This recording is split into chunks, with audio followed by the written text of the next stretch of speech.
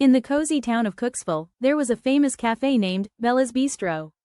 While the cafe was known for its delicious pastries and coffee, there was one item on the menu that stood out: the friendship pie. The pie was not famous for its taste, but for its unique recipe. It was created by Bella and her best friend, Clara, during their school days. They believed that just like a good friendship, a good pie needed the right ingredients in the right proportions. The recipe was simple: a cup of trust, a tablespoon of laughter, a pinch of secrets, a dash of adventures, and a whole lot of love. Every time someone ordered the friendship pie, they were given a small card with the recipe, encouraging them to share it with their friends and create their own memories. The pie became a tradition in Cooksville. Friends celebrated milestones by sharing it, and it was a favorite during gatherings and reunions. It was not just a dessert, it was a symbol of the bond shared between friends.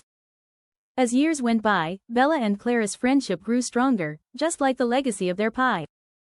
They proved that friendships, like recipes, require the right mix of ingredients to stand the test of time.